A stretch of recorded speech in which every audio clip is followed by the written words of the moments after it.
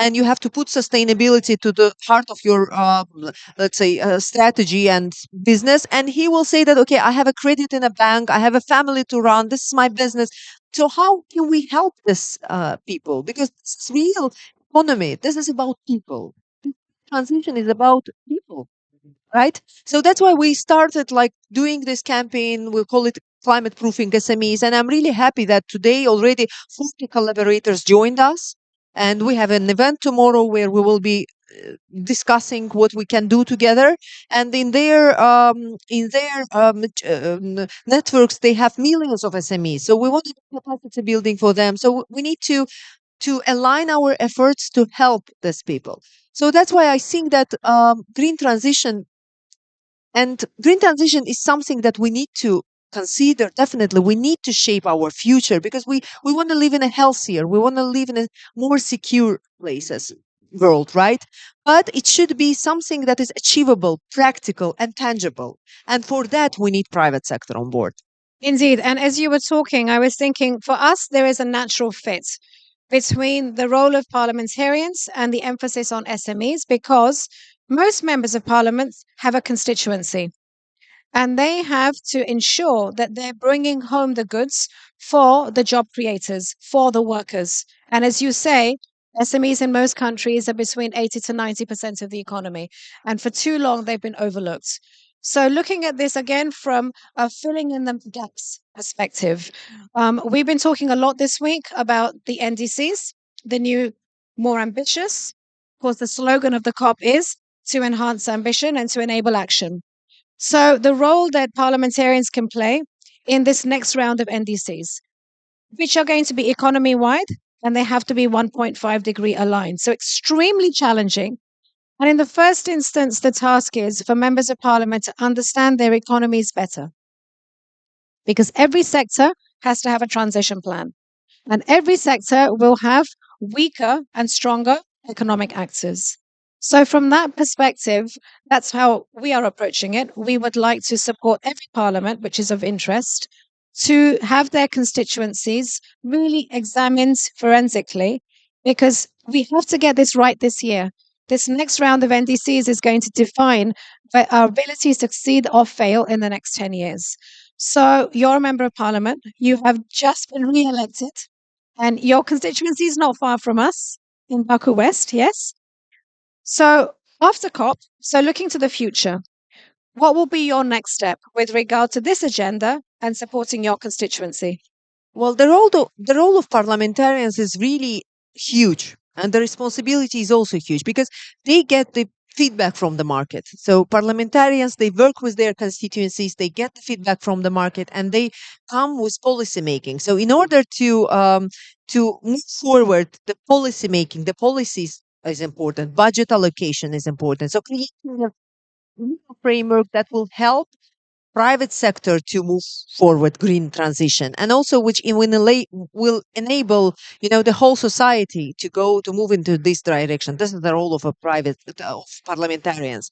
And yes, like as you said, like for example, when you are a member of parliament, you work with constituency every day. It's a grassroots level. You work with people. You understand what are needs of people, and you can go back to the parliament and kind of come up with the relevant solutions and law mechanisms.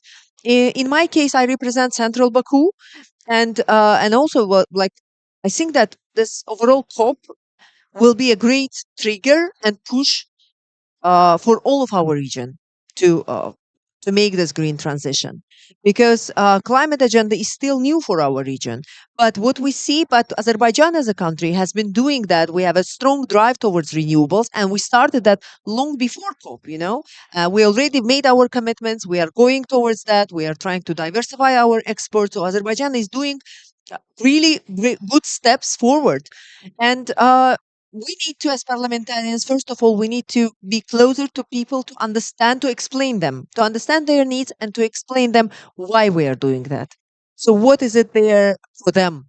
How we are helping people at the end of a day to strive to kind of flourish as a result of green transition. So it's a dialogue. I think this dialogue is important because when government is taking commitments, it should work closely with private sector, with civil society, with the society to make sure that people understand what is coming out of it. So that's why the role of parliamentarians is important, and we will try to do our best. And as COP29 presidency, our presidency has just started, so we will be doing it all next year.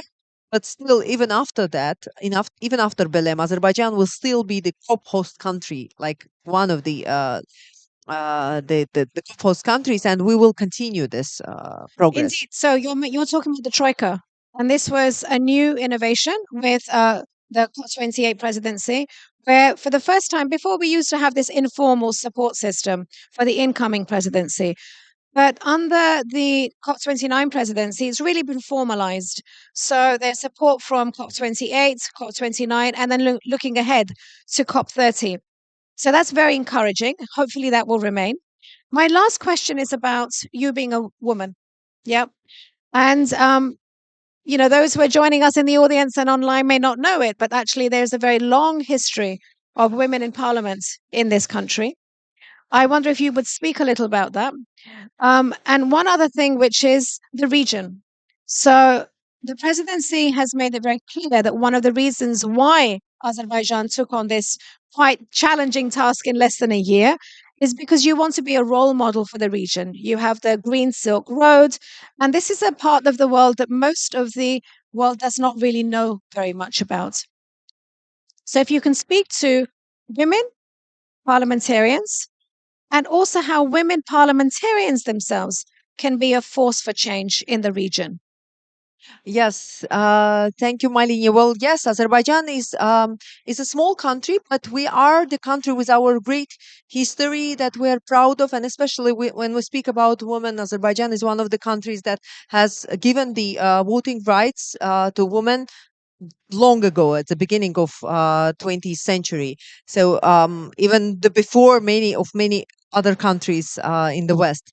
So and now we from year to year we see more and more women in the leadership roles in Azerbaijan. So for example, our first vice president is a woman. Great example. We have our speaker of parliament, which is a woman. So and every election brings us again to the more powerful roles that women are taking in our government, in private sector, and we would like to advance that. We would like to go forward in that direction, and the government is doing all that, from policy, from legislation perspective. We are encouraging women quite a lot to make sure that women are getting to the leadership roles in all the sectors. And why we are doing that as a country like COP, and why we are hosting COP, let's say, what was Azerbaijan's commitment and argument, because we believe that it's a moral duty for us. Our president has made it very clear that it's a moral duty for us. We also made it clear that we would like to emphasize the opportunities from green transition, and we are impacted by the climate change. So this is the reason that Azerbaijan is doing that, because we are impacted by climate change, because we are a responsible actor of global community, and we would like to embrace the opportunities coming from green transition, and we also want to lead by example. So that's why we are doing that, because we would like to lead by example. And I think altogether it brings us to today, and again looking forward to the outcomes of COP. But we, as the COP host country, are doing our best to create this inclusive and transparent platform for everyone, to party and non-party stakeholders, to everyone who is in Baku, who takes part in the process, to bring parties closer. But and we call for solidarity, but the outcome depends on all of us. The outcome depends on all the parties together. Indeed. And we are a week away. So this is the first week where you've had the leader summit.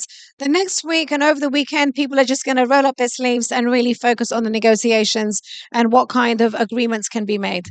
But again, sticking with the parliamentary agenda, we are very proud to work with parliamentarians here, the Milli Majlis, ADA University, and others to produce the Azerbaijani translation of a very important new guide, which is Parliamentarians' Guide to Climate Change.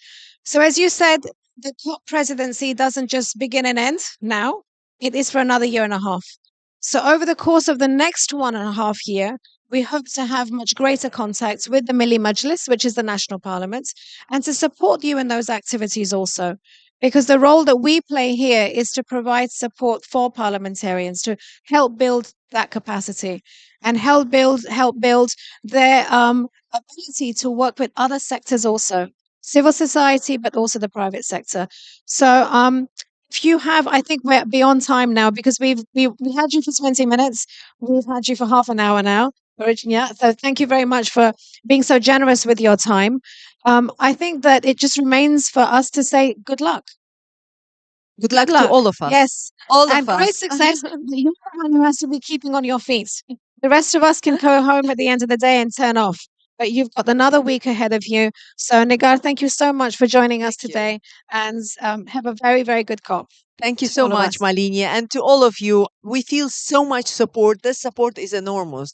This is what keeps us inspired and optimistic because we feel those support from the whole global community. And it brings me to understanding again that we have one home, which is the earth, and we need to take care of it.